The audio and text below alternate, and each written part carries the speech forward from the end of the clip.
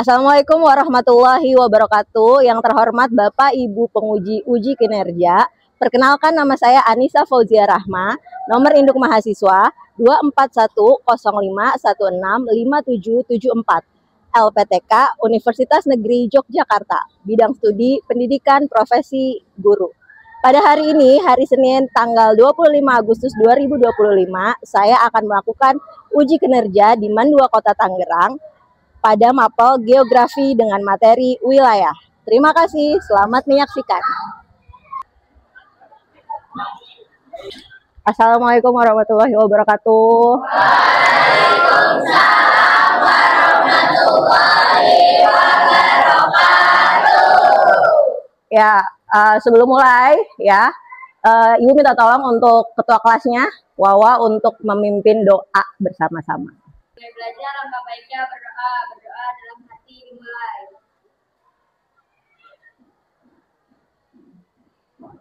Berdoa selesai memberi salam. Assalamualaikum warahmatullahi wabarakatuh. Ya, waalaikumsalam warahmatullahi wabarakatuh.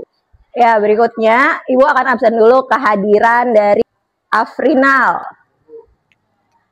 Ya, berarti hari ini yang tidak hadir hanya ada 2 orang, yaitu adalah Naufal dan Nazwa Aulia. Sakit ya, kita doakan bersama-sama supaya teman kita yang sedang sakit bisa diberikan kesembuhan. Amin.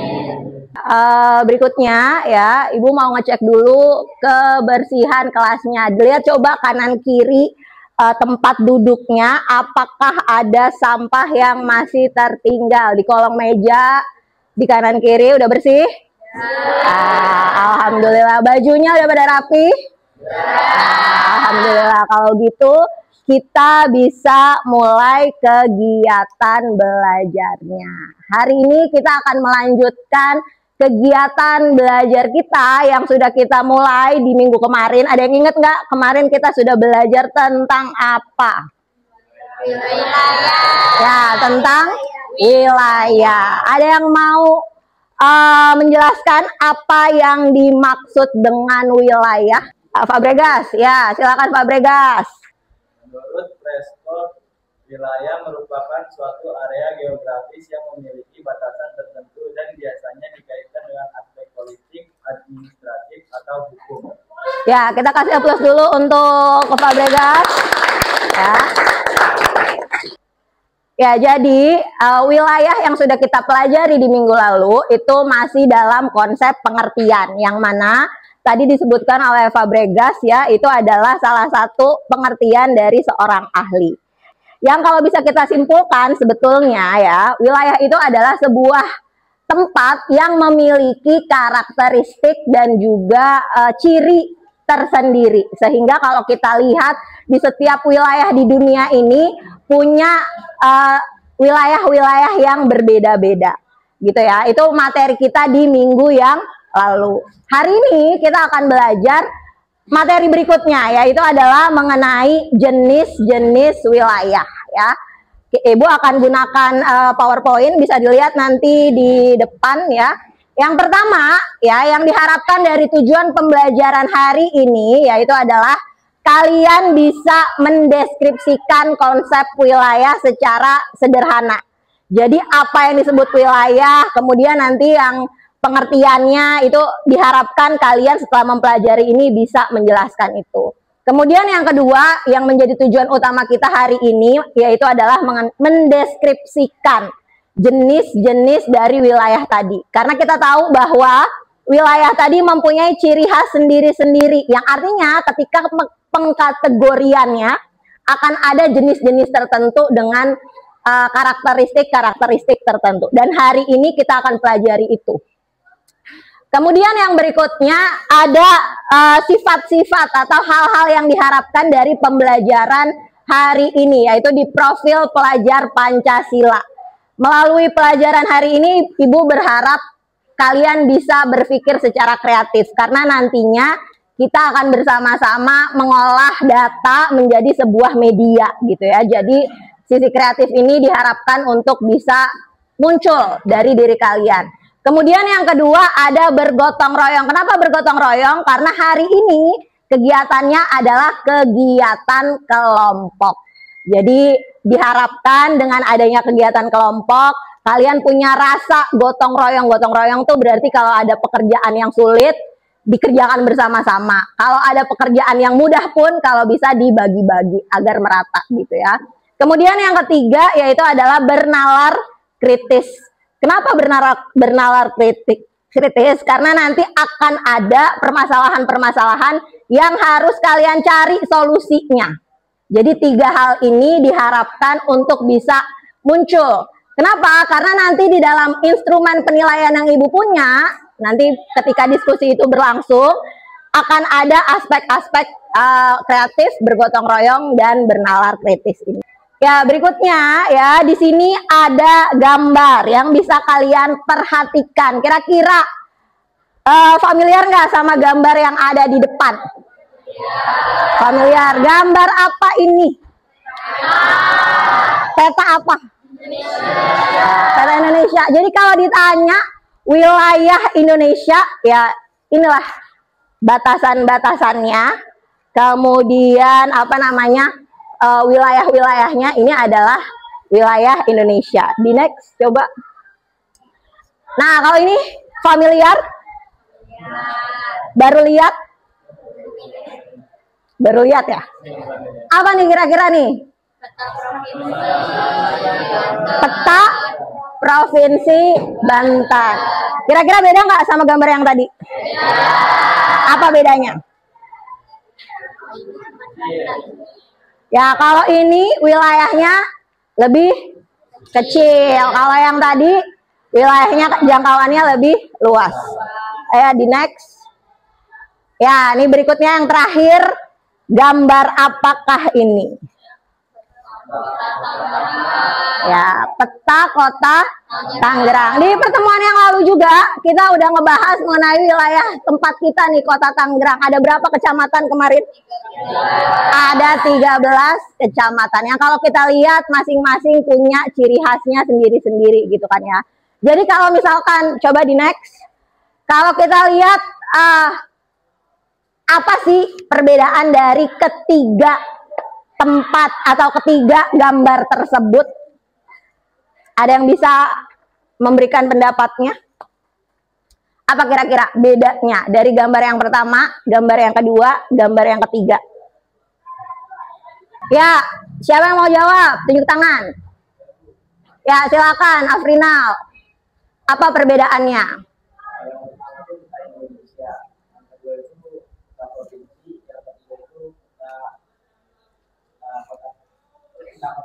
Ya, peta kota Tangerang. Jadi dari wilayahnya punya komposisi atau luas yang berbeda gitu ya. Ya, jadi kalau kita lihat seperti yang tadi jawabannya Afrinal ya, bahwa dari ketiga gambar tersebut ada kesamaannya. Kesamaannya apa? Bahwa sama-sama merupakan sebuah peta. Yang berbeda apa? Yang berbeda itu adalah cakupan gambarannya. Yang satu tadi wilayah Indonesia, yang kedua wilayah Banten. Banten itu provinsi berarti ya. Yang ketiga itu yaitu adalah wilayah kota, kota Tangerang. Yang artinya di setiap wilayah itu punya karakteristik masing-masing, punya luas yang berbeda, punya sosial, budaya, ekonomi, politik yang berbeda-beda. Nah sekarang ya, ini Ibu akan kasih lihat ya, ada 4 gambar. Kira-kira gambar apakah yang ada di keempat gambar ini? Yang pertama, apa yang bisa dideskripsikan dari gambar yang pertama? Kebun kelapa sawit. Kemudian yang kedua, ada kemacetan. Yang ketiga, ada Tugu Yogyakarta. Yang keempat ada wilayah IKN. Kalau kita lihat keempat gambar ini ada nggak sih persamaannya? Persamaannya dulu deh. Apa samanya? Kira-kira ada samanya nggak? Kalau dari lokasinya ada samanya nggak? Sama-sama di Indonesia. Keempat gambar ini adalah fenomena yang kita bisa temukan di wilayah negara kita, Indonesia. Pertama ada perkebunan kelapa sawit. Yang kedua ada kemacetan. Yang ketiga ada Tugu Yogyakarta. Dan yang terakhir ada IKN yang baru saja dibentuk gitu kan, wilayah yang baru saja dibentuk. Jadi kalau kita lihat dari gambarnya aja tadi persamaannya, dari gambarnya saja kita bisa lihat bahwa banyak sekali perbedaan-perbedaan di wilayah yang sama-sama Indonesia ketika sudah dibagi-bagi lagi.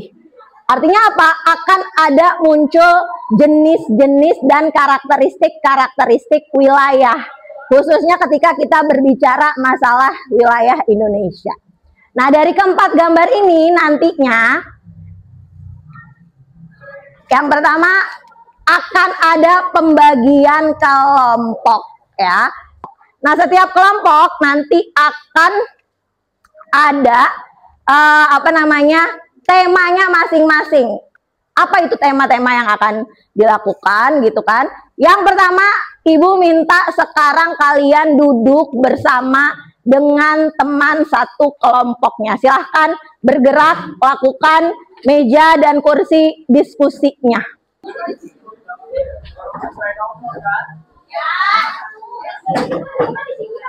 Ya, sudah duduk bersama dengan teman kelompoknya? Sudah. Ya. Yang berikutnya, Ibu akan membagikan lembar kerja peserta didik atau LKPD untuk setiap kelompoknya. Silakan perwakilan kelompok, setiap satu kelompoknya akan dapat satu gambar. Apa tugasnya? Tugasnya yang pertama adalah kalian harus memperhatikan instruksi yang ada di LKPD-nya. Yang pertama, ada gambar, kalian perhatikan. Kemudian di situ ada QR code. Ya, silakan dipakai handphonenya untuk kalian scan barcode-nya. Dan di situ akan ada 4 artikel. Ibu minta dari 4 artikel itu kalian fokus pada artikel yang sesuai dengan gambarnya.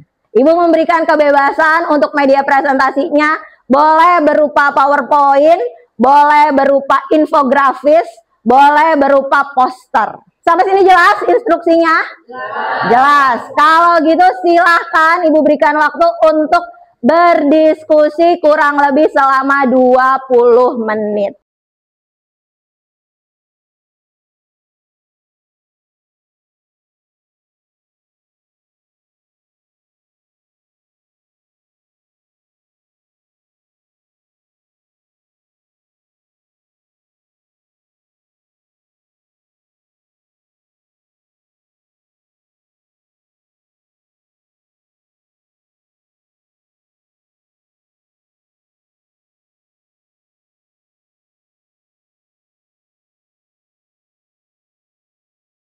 Ya, udah selesai diskusinya, waktunya sudah habis. Ibu minta tolong semuanya hadap ke depan dulu ya, untuk sama-sama nanti kita akan saksikan kelompok-kelompok yang maju presentasi. Jadi Ibu minta tolong ketika presentasi tidak ada yang sendiri, jadi semuanya menyimak. Untuk kelompok yang lain dengan tema yang berbeda punya kewajiban untuk bertanya. Ya, bertanya boleh, memberikan tanggapan boleh, memberikan kritik dan saran juga boleh, karena ini adalah ruang diskusi gitu ya. Kita akan mulai presentasi penampilan pertama dari kelompok yang pertama. Assalamualaikum warahmatullahi wabarakatuh. Waalaikumsalam warahmatullahi wabarakatuh. Kami dari kelompok 2 izin mempresentasikan hasil kerja kelompok kami. Di sini saya sebagai moderator, nama saya Zahra Andiani Ramsyah. Saya Faiha Farah Fadila.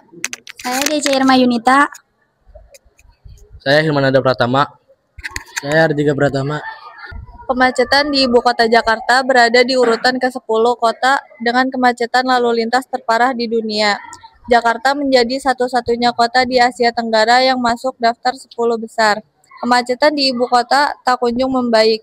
Pemerintah Provinsi DKI Jakarta telah melakukan segala cara, namun hasilnya masih belum sepenuhnya.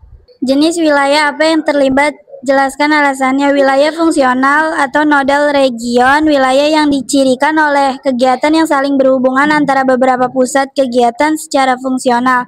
Misalnya Jabodetabek secara fungsional, kelimanya saling berhubungan dalam memenuhi kebutuhan hidup penduduk di setiap wilayah.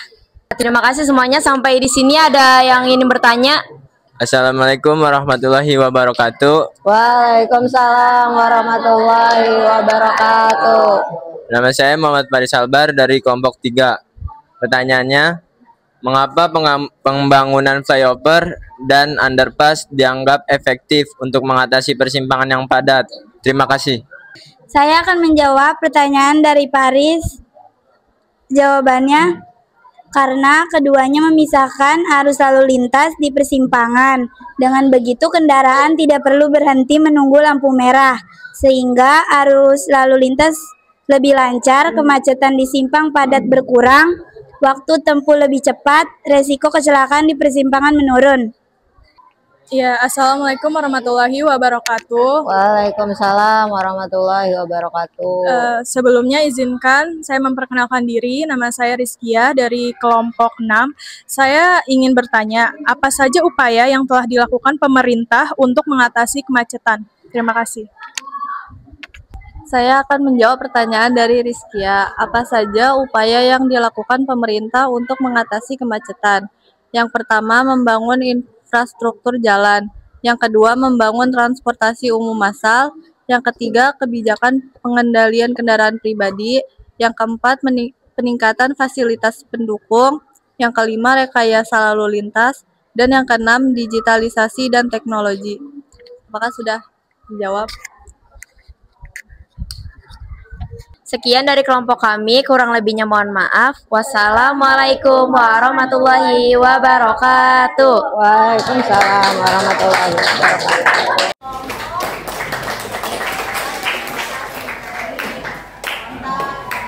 Dan tema yang terakhir yaitu adalah tema mengenai wilayah IKN ya, yang akan dibahas oleh perwakilan tema, yaitu adalah kelompok 7. Kelompok 7. Mana kelompok 7? Siap? Maju ke depan. Silakan maju ke depan kelompok 7. Assalamualaikum warahmatullahi wabarakatuh. Waalaikumsalam warahmatullahi wabarakatuh. Saya di sini bersama teman-teman saya dari kelompok 7 izin mempresentasikan tugas geografi yang berjudul IKN. Kami dari kelompok 7 beranggotakan saya sendiri sebagai moderator Rasya Fabregas. Saya Muhammad Fatur Rahman. Saya Bilqis Hanifatul. Saya Anissa Nuraini. Saya Syara Safira Suryawan. Selanjutnya identifikasi masalah yang akan dibacakan oleh Syara Syafira. Waktu dan tempat persilakan. Jadi identifikasi masalahnya adalah pembangunan IKN di Kaltim membawa dampak besar terhadap lingkungan sosial dan SDA lainnya. Sebuah kawasan ekologis yaitu Teluk Balikpapan disinyalir menjadi wilayah terdampak akibat IKN. Habitat pesut, duyung, dan binatang laut lainnya menjadi terganggu akibat pembangunan IKN itu sendiri. Selanjutnya jenis wilayah yang akan dibacakan oleh Anissa. Waktu dan tempat dipersilakan. Jenis wilayah, kawasan ekologi di Teluk Balikpapan, jenis wilayah yang didiskusikan termasuk ke dalam jenis perencanaan. Teluk Balikpapan merupakan hunian bagi pesut mahakam bekatan, mangrove, dan berbagai spesies lainnya. IKN yang terus disebut rupanya memiliki sisi lain dan menimbulkan potensi kerusakan lingkungan yang serius. Setidaknya lebih dari 4 hektar mangrove di Teluk Balikpapan dibabat habis untuk dijadikan akses jalur perairan untuk alat-alat berat. Selanjutnya ada penyebab masalah yang dibacakan oleh Saudari Bilqis. Waktu dan tempat dipersilakan. Penyebab masalah keanekaragaman hayati di Teluk Balikpapan terancam karena pembangunan IKN. Setidaknya lebih dari 4 hektar Mangrove di Teluk Balikpapan dibabat habis untuk dijadikan jalur perairan untuk alat-alat berat. Hal ini menyebabkan tergantungnya ekosistem fauna sehingga akibat penghancuran mangrove yang cukup luas. Selanjutnya, solusi dari permasalahan ini yang akan dibacakan oleh Saudara Patur. Solusinya menerapkan konsep kota hutan atau Forest City, pemanfaatan teknologi hijau dan berkelanjutan, pengendalian kehutanan lingkungan, ketertiban masyarakat, evaluasi, dan pengawasan. Terima kasih. Selanjutnya kami akan membuka sesi tanya jawab. Assalamualaikum warahmatullahi wabarakatuh. Waalaikumsalam warahmatullahi wabarakatuh. Saya Nadia Syaputri dari kelompok 3 ingin bertanya, apa saja langkah-langkah yang diambil pemerintah untuk memastikan pembangunan IKN Nusantara berkelanjutan? Terima kasih. Baik, saya akan menjawab pertanyaan dari Saudari Nadia. Pemerintah memastikan pembangunan IKN Nusantara berkelanjutan dengan mengintegrasikan aspek lingkungan, sosial, dan ekonomi melalui konsep kota cerdas yang ramah lingkungan, penggunaan energi terbarukan, konservasi keanekaragaman hayati, pembangunan 65% kawasan hijau, partisipasi masyarakat lokal, serta kolaborasi dengan berbagai pihak. Jelas? Ya, selesai sudah presentasinya. Sekali lagi kita kasih aplaus untuk semuanya. Yang sudah mempresentasikan dengan sangat baik, yang sudah bertanya, yang cukup kritis pertanyaannya. Cuma mungkin ada beberapa evaluasi dari kegiatan proses kita dari selama diskusi sementara presentasi tadi, mungkin ya hampir rata-rata semuanya sama nih yang harus ditambahkannya, yaitu adalah untuk diskusi udah oke, kayaknya pembagian kerjanya sudah merata, semuanya sudah dapat tugas dalam penulisan, pembuatan media. Namun ketika presentasi rasanya perlu banyak sekali untuk di upgrade, ditambah, diupdate gitu ya. Kenapa? Karena tadi hampir dari semua yang maju masih fokus, masih sifatnya membaca materi yang ada di PowerPoint, belum ada keluasan materi dari apa yang dijelaskan gitu ya. Jadi mungkin itu evaluasi dari proses kegiatan kita hari ini ya. Walaupun begitu semuanya sudah menunjukkan kinerja yang sangat baik, semuanya sudah ikut serta dalam kegiatan presentasi dengan sangat baik, diskusinya juga sudah berjalan dengan sangat baik.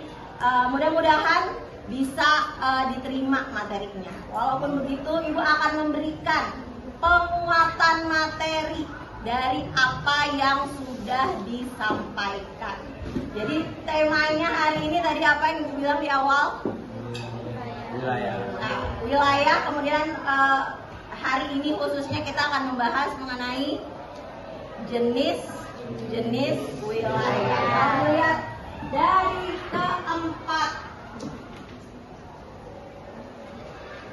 keempat yang tadi sudah dijelaskan ya, yang tadi sudah dibahas di setiap masalahnya. Kalau diperhatikan tadi masing-masing wilayah itu punya ciri khasnya masing-masing. Makanya ketika pembagian jenis-jenis wilayah ada 4 jenis pembagian wilayah. Yang pertama itu adalah wilayah yang formal, kemudian yang kedua ada wilayah fungsional, yang ketiga ada wilayah perencanaan, yang keempat ada wilayah vernakuler. Intinya sebetulnya bahasan yang pertama mengenai wilayah formal. Wilayah formal itu adalah wilayah yang memiliki kesamaan.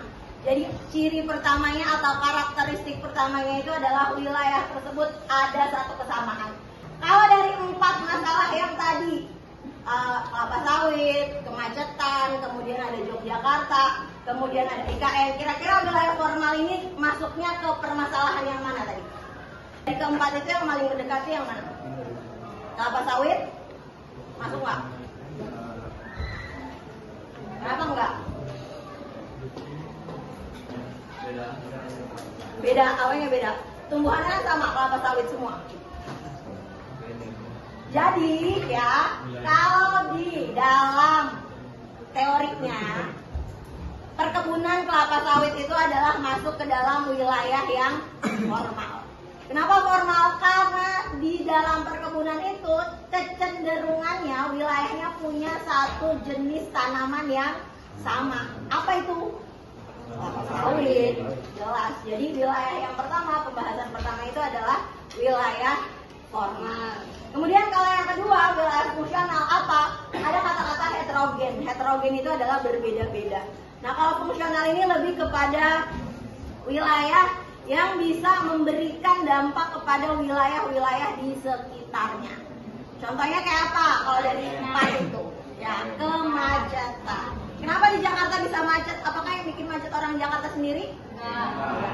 Makanya ada istilah Jabodetabek.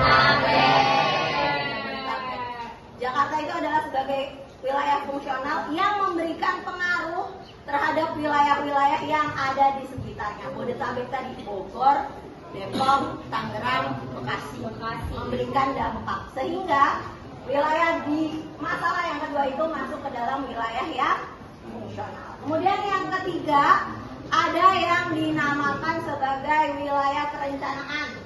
Kalau dari namanya aja udah jelas perencanaan. Berarti wilayah ini memang sudah disetting dari awal. Dari keempat permasalahan tadi masuknya ke yang mana tuh? Ya, udah jelas ya. IKN, kita tahu pemerintah Indonesia secara khusus mendirikan IKN untuk apa tujuannya? Untuk apa? Tahu nggak? Katanya sih buat ibu kota ya. Salah satu strategi dalam meratakan penduduk. Logikanya menurut teori memang benar. Karena kenapa? Karena Jawa itu sudah punya fungsi yang sangat banyak kalau dibandingkan dengan wilayah yang lain. Wilayah Kalimantan, IKN sendiri diharapkan untuk bisa memberikan, gitu kan, memberikan lapangan atau tempat yang baru sehingga penduduknya tuh bisa tersebar secara merata, gitu ya. Kemudian yang terakhir ada wilayah vernakuler. Apa itu wilayah vernakuler? Ya itu tadi ada di permasalahan yang di Yogyakarta. Kenapa Yogyakarta? Vernakuler itu sebetulnya adalah wilayah-wilayah yang punya sebutan-sebutan sendiri di lingkungan masyarakat. Tadi apa sebutan untuk kota Yogyakarta? Kota pelajar. Kalau sebutan kota Bogor apa? Kenapa disebut kota hujan? Padahal yang lain juga hujan kan? Nah, tapi karena intensitas hujan di Bogor itu lebih sering gitu kan, maka disebut sebagai kota hujan. Nah inilah yang disebut sebagai pembagian jenis-jenis wilayah. Jadi kalau ditanya ada berapa pembagian jenis wilayah, maka jawabannya adalah ada 4. Jelas? Ya, jadi mudah-mudahan dari kegiatan kita kali ini yang paling pertama kalian bisa memahami kegiatan apa materi mengenai jenis wilayah, dan kemudian ibu minta nanti di grup kelas ibu akan kirimkan link untuk refleksi, bukan refleksi pijat urut, bukan ya, tapi refleksi itu apa? Mencerminkan pembelajaran kita sudah sampai mana hari ini. Apakah pembelajarannya sudah cukup dipahami? Apakah belum dipahami? Kalau sudah, nanti di kolomnya itu akan ada tempat untuk kamu bercerita bagian mana yang kira-kira materi hari ini yang belum bisa dipahami. Ya, untuk berikutnya Ibu akan menginformasikan pelajaran yang akan kita pelajari di minggu yang akan datang setelah kita mempelajari materi hari ini, yaitu adalah jenis-jenis wilayah. Kita akan mempelajari materi tentang tata ruang di minggu yang akan datang. Jadi Ibu minta kegiatan kita di minggu depan itu akan membutuhkan handphone. Jadi tolong dibawa handphonenya yang sudah terinstall aplikasi Google Maps dan juga Canva. Karena kita akan membuat gambaran tata ruang yang ada di lingkungan sekitar kita. Begitu ya, bisa dipahami untuk hari ini? Ya. Untuk pelajaran hari ini Ibu cukupkan, kita tutup dengan bersama-sama berdoa. Silakan kepada ketua kelas untuk memimpin doanya. Untuk mengakhiri pelajaran kali ini, alangkah baiknya berdoa dalam hati dimulai.